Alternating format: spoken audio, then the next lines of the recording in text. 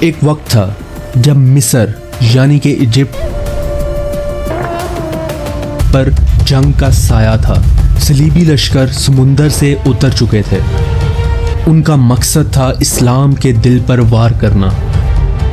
اس وقت لوگوں نے سوچا کہ صرف تلواروں اور فوجیوں کے ساتھ ہی جنگ جیتی جا سکتی ہے، لیکن قسمت نے ایک اور ہی کہانی لکھ رکھی تھی. ایک ایسی کہانی جس میں مسلمان ملکہ نے اپنی قوم کو بچایا. نہ صرف اپنی قوم کو بچایا بلکہ ساتھ ہی ساتھ اپنے دشمنوں کو بھی حیران کر دیا. ان کا نام تھا شجر الدور. یہ صرف ایک ملکہ کی کہانی نہیں بلکہ ایک ایمان والی عورت کا ایک ایسا سفر تھا جو سیاست، جنگ اور عقل مندی کا ایک بہترین ملاپ تھا. ان کی زندگی ہمیں یہ سکھاتی ہے کہ لیڈرشپ صرف طاقت یا کسی عہدے کو حاصل کر لینے کا نام نہیں ہے، بلکہ اصل لیڈرشپ صرف حوصلے اور عقل مندی کے ساتھ آتی ہے. آج کی ویڈیو میں ہم اس ملکہ کی زندگی کا وہ حصہ دیکھیں گے جو تاریخ کی کتابوں میں تو کم ہی لکھا گیا لیکن دلوں پہ بہت گہرا اثر چھوڑ گیا. شجر الدور کی زندگی کا آغاز غلامی سے ہوا.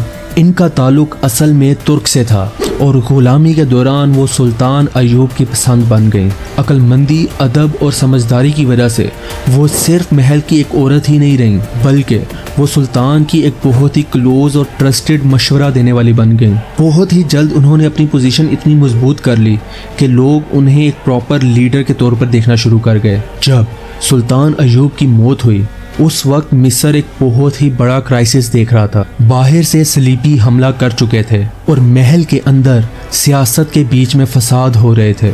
یہ وہ وقت تھا جب ہر کوئی سمجھنے لگ گیا کہ مسلم حکومت، مسلم افواج اب ٹوٹ جائیں گی.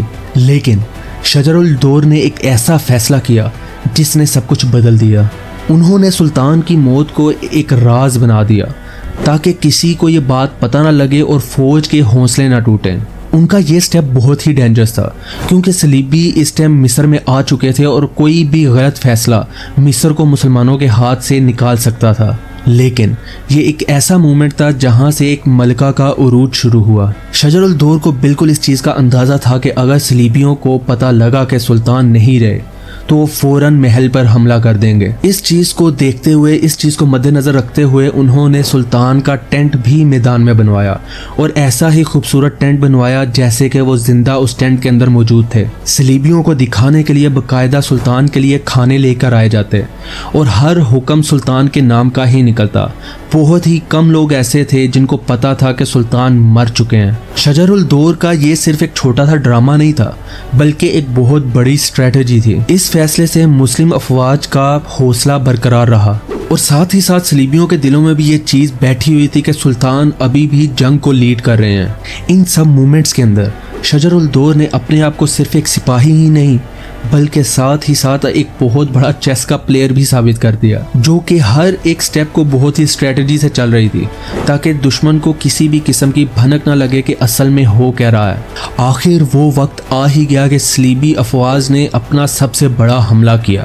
کنگ لوئس اپنی افواج کے ساتھ کائرو کی طرف بڑھ رہا تھا. شجر الدور نے افواج کے کمانڈر کو حکم دیا کہ وہ میدان کا فائدہ اٹھائیں. دریائے نیل کے راستے کو کچھ اس طرح سے استعمال کیا گیا کہ دشمن کے آنے والے سب راستے بند کر دیے گئے. ریزلٹ اس چیز کا یہ آیا کہ صلیبی افواج ایک ایسی جگہ پر پھنس گئیں جہاں سے نکلنا ناممکن تھا. مسلم افواج نے ان کو چاروں طرف سے گھیر لیا اور کچھ ہی دنوں میں کنگ لوئس کو قید کر لیا گیا. یہ وقت ایسا تھا کہ جب سارے مسلمان حیران تھے کہ ایک عورت جس نے اپنی زندگی کا زیادہ تر حصہ غلامی میں گزارا ہو وہ کیسے اتنی بڑی اسٹریٹجی بنا کر وقت کے سب سے بڑے دشمن کو قید کر سکتی ہے.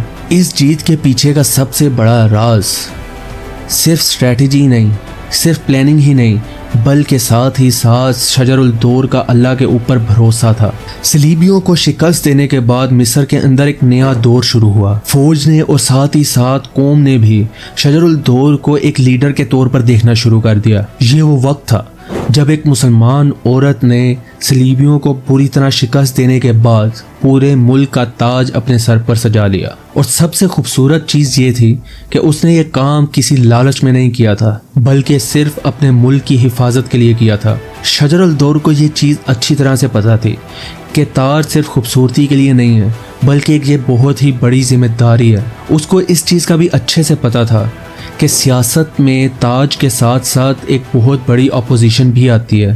سلطانہ بننے کے بعد اس نے ملک کے اندر بہت ہی اچھے نظام شروع کیے، لیکن اندرونی چالیں اور دشمنوں کی سازشیں اس کے لیے امتحان بننا شروع ہو گئی۔ ان سب مصیبتوں کے باوجود بھی انہوں نے ملک کو اچھے سے سنبھالا اور ان کا نام اس وقت کی طاقتور ترین عورت کے طور پر دیکھا جانے لگا۔ شجر الدور کی یہ کہانی صرف ایک کہانی نہیں، صرف ایک جنگی میدان کی کہانی نہیں، بلکہ ساتھ ہی ساتھ آج کل کے دور کی عورتوں کے لیے، آج کل کے دور کے ایون مردوں کے لیے بھی ایک بہت بڑا سبق ہے۔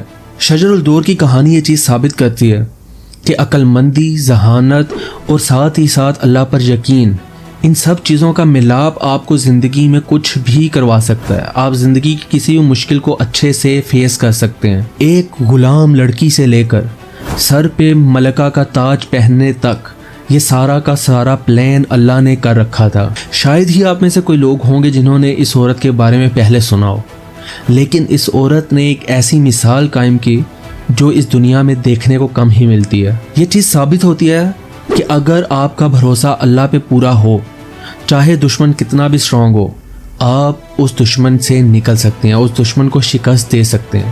آج کی ویڈیو ہوپ کرتا ہوں آپ کو اچھی لگی ہوگی۔ اگر اچھی لگی تو کامنٹ میں لازمی بتائیے گا اور ویڈیو کو لائک اور چینل کو سبسکرائب لازمی کیجیے گا۔ ملتا ہوں آپ کے ساتھ نیکسٹ ویڈیو میں۔